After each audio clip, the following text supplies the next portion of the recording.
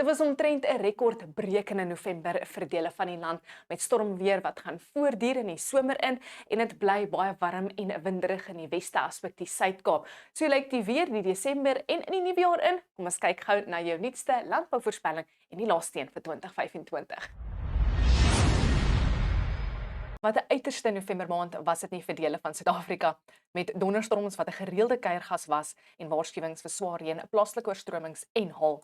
Die groot damme het duidelik gewys, die Valgariep, Bloemhof en ander groot opvangsdamme het weer hoog gestaan. Water het oorgeloop en massas water het afbeweeg in die Vaal en Oranje rivier.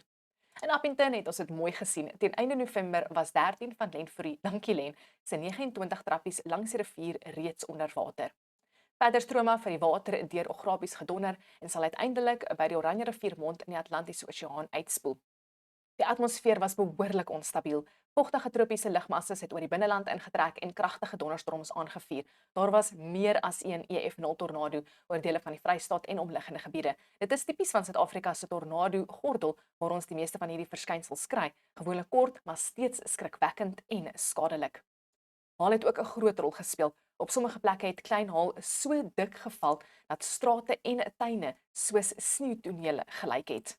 Inwoners het vertel hoe hulle basies vasgekeer was omdat motors nie deur die dik haal kon ry nie.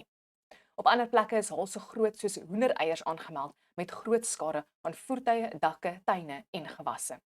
Talle dorpe en voorstede is ook deur plaaslike oorstromings geraak, met strate wat in vinnig vloeiende riviere verander het en vir sekere boere was dit 'n dubbele uitdaging. Jare was lekker reën, maar ook groot verlies aan oeste.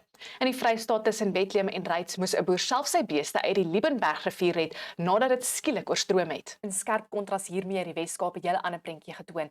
Die sterk suidoostewind het gereeld langs die Kaapse kus en omliggende gebiede gewaai en brande aangevuur. Verskeie brande is in die Kaapse metropool en landboustreke aangemeld. Huise moes ontruim word en plantgroei is verwoes.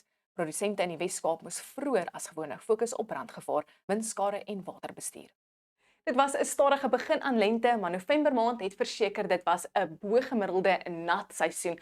Soos ons kan sien in die kaart agter my wat die persentasie van normale neerslag wys van September tot November met 'n bo-gemiddelde reënval wat aangedui is in die blou kleur, ook hier oor die droogtegetuieerde Suid-Kaap en veral oor die somerreënvalstreke oor die sentrale en noordooste van Suid-Afrika. Met ongelukkig ook 'n paar droë kolle hier in die Wes-Kaap, maar ons weer is in die reëntyd nie. Dit sluit in die Noord-Kaap, die Karoo en groot gedeeltes van die Oos-Kaap. Okay, so hoeveel reën het geval daar in die somer reënvalstreke? Ons kyk gou vinnig na ons reënvalwaarnemings vir November maand. En die hele maand het meer as 150 mm geval in die donkerblou turkooiskleur en meer as 200 mm het neergestort in die groen kleur hier in dele van Mpumalanga, Limpopo, asook Gauteng. En om dit in perspektief te stel, is Pretoria se gemiddelde reënval vir November net so om en veer 90 mm, so hulle het meer as dubbel hulle normale reën ontvang vir November. Maar ons ook 'n paar natter kolle hier oor die suide van die Vrystaat en die grensgebiede van Lesotho waar meer as 300 mm gekry het vir November maand. Asseblief deel ook jou reënval totale vir November maand in die kommentaar afdeling sodat ons kan dit vergelyk met die gemiddelde reënval. Party Kaapenaars het ook gekla dit was 'n winderige maand. So ek het die gemiddelde windspoed vergelyk die laaste 30 jaar en ek kan met sekerheid sê dit was verseker die winderigste November maand in 2025, die laaste 30 jaar vanaf 1995. En jy gaan ongelukkig die winderige weer verder moet trotseer, maar die meeste seisonale modelle dui ook aan dat ons bo-gemiddelde winderige weer kan ervaar in die weste hierdie somer. Dit verhoog ook die gevaar vir wegholbrande, soos ons reeds gesien het in November, so ons gaan beslis voorberei moet wees. Die nuutste damvlakke dui aan dat die damme steeds stampvol is oor die binneland en soos verwag verder styg. Intussen daal die Wes en die Suid-Kaapse damme en ons sprake van waterbeperkings vir die Suid en die Oos-Kaap. Ons is steeds in La Nina toestande met ondersteunende klimaatdrywers soos die Indiese Oseaan dipool wat tans in 'n negatiewe fase is. Iets wat gewoonlik dui op 'n natter as normale somer vir Suid-Afrika se somer reënvalstreke. Dit is nou die sentrale en die noordooste. So daar's nie veel verandering in ons vorige maand se vooruitskattings vir die somer reënval nie en dit is goeie nuus. Want soos ons hier kan sien, stem seisonale modelle steeds saam en nou kan ons met meer vertroue sê ons 'n bo-gemiddelde somer gaan ervaar veral oor die noordooste. Dit sien ons hier op die Suid-Afrikaanse Weerdiens en Universiteit van Pretoria se voorspellings vir Desember, Januarie en Februarie. Daar is wel steeds onsekerheid vir die Oos-Kaap, ongelukkig die gebied wat die reën die nodigste het. Dieselfde geld vir Januarie, Februarie, Maart met bo-gemiddelde reënval oor die somerreënvalgebiede en 'n bruinkol daar in dele van die Suid-Kaap.